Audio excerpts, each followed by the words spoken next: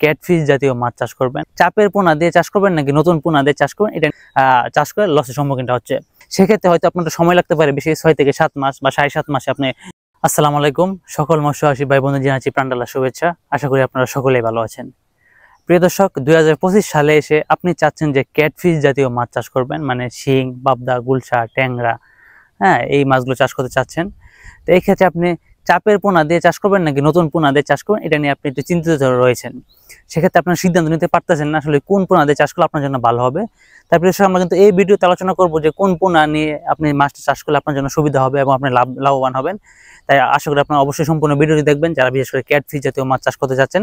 আর যারা যারা এখন আমার চ্যানেলটি সাবস্ক্রাইব করেনি তারা আমার চ্যানেলটি সাবস্ক্রাইব করে দিয়ে পাশে থাকা বেল আইকনটি বাজিয়ে দিবেন। প্রিয় দর্শক, দেখেন আমরা যারা মাছ চাষ করি, মাছ চাষের ক্ষেত্রে কিন্তু চাপের পোনা একটা অন্যতম গুরুত্বপূর্ণ ভূমিকা রয়েছে। আমরা জানি যে চাপের পোনা গ্রোথটা ভালো থাকে, তাই ম্যাক্সিমাম মৎস্যচাষীর বাইরে কিন্তু এই চাপের পোনা নিয়ে মাছ চাষ করতে চাই। তাছাড়া বিশেষ করে যারা কার্প জাতীয় মাছ, পাঙ্গাস মাছ চাষ করতে চায় তাদের জন্য অবশ্যই চাপের পোনা আবশ্যক। ক্যাটফিশের ক্ষেত্রেও কিন্তু চাপের পোনা গুরুত্বপূর্ণ ভূমিকা পালন করে, কারণ আমরা জানি যে ক্যাটফিশ জাতীয় মাছের যদি চাপের পোনাটা সঠিক মানের হয়, সেক্ষেত্রে সে চাপের পোনার গ্রোথ ভালো থাকে এবং কম সময়ে বাজারজাত করা যায় এবং অধিক লাভবান হওয়া যায়। তো এই ক্ষেত্রে আপনি চাপের পোনা দিয়ে চাষ করবেন নাকি নতুন পোনা দিয়ে চাষ করবেন, এটি একটি গুরুত্বপূর্ণ বিষয়। দেখেন, আপনি যদি চাপের পোনা দিয়ে চাষ করতে চান সেক্ষেত্রে কিন্তু গুণগত মানসম্পন্নতা আপনাকে নিশ্চিত রাখতে হবে। এখন দেখেন, চাপের পোনা চাষের ক্ষেত্রে আমরা যে সমস্যাটির সম্মুখীন হই, দেখেন আমাদের দেশে অনেক নিম্নমানের হ্যাচারি এবং দালাল প্রকৃতি, মুনাফালোভী অনেক চাষি বিক্রেতা রয়েছে। তারা হচ্ছে গিয়ে এমন হয় ব্যাপারটা যে তারা শীতের আগে মাছ তারা চাষে দিয়েছে, সেক্ষেত্রে মাছ উৎপাদন করেছে কিন্তু মাছটা বিক্রি করতে পারে না সঠিক সময়, সেটাও তারা চাপের পোনা বলে চালিয়ে দিচ্ছে। আর ওই পোনাটা সংগ্রহ করে আমাদের মৎস্যচাষী ভাইয়েরা চাষ করে লসের সম্মুখীনটা হচ্ছে। তাহলে আসল চাপের পোনাটা কোনটা? দেখেন, আসল চাপের পোনাটা আসলে ওইটাই যারা হচ্ছে গিয়ে উন্নত মানের ব্রুড থেকে আগস্ট থেকে সেপ্টেম্বর মাসের ভিতরে তারা হচ্ছে গিয়ে পোনাটা সংগ্রহ করে থাকে। তারপর তারা শীতের মধ্যে ওই মাছগুলোকে নিবিড় পরিচর্যার মাধ্যমে চাষ করে থাকে এবং গুণগত মানসম্পন্ন খাবার এবং সঠিক পরিচর্যার মাধ্যমে চাষ করে থাকে, যা হচ্ছে গিয়ে ফেব্রুয়ারি লাস্টের দিকে বা মার্চের প্রথম দিকে যে মাছগুলোকে চাপমুক্ত করে দেয়, ওটাকে সাধারণত চাপের পোনা বলে। এবং ওই পোনার গ্রোথটা কিন্তু অবশ্যই যে কোনো পোনা থেকে ভালো হয়ে থাকে। যদি আপনি ওই পোনাটা সংগ্রহ করে মাছ চাষ করতে পারেন তাহলে আপনি অবশ্যই লাভবান হবেন। এখন কথা হচ্ছে এই চাপের পোনাটা আপনি কোথায় পাবেন? দেখেন, এই চাপের পোনা সংগ্রহ করার জন্য আপনাকে অবশ্যই বিশ্বস্ত কারো কাছ থেকে নিতে হবে। এখন বলতে পারেন আমাদের কাছে আছে কিনা, না, আমরা এই চাপের পোনাটা করি না।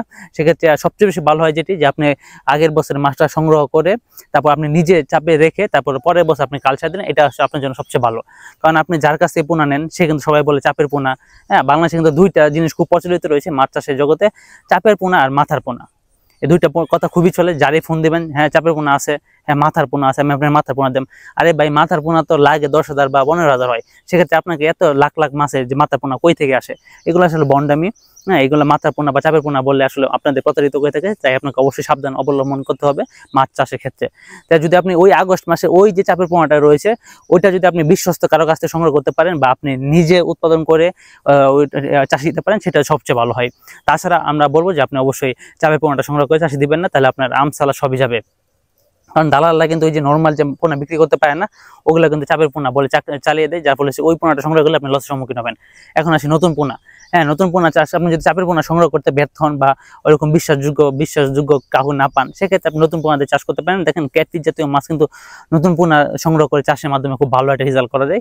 এবং আমাদের দেশে ম্যাক্সিমাম মৎস্যচাষী বাইরে কিন্তু ক্যাটফিশ জাতীয় মাছ যারা চাষ করে থাকে তারা নতুন পোনাটা সংগ্রহ করে তারা কালচার করে থাকে।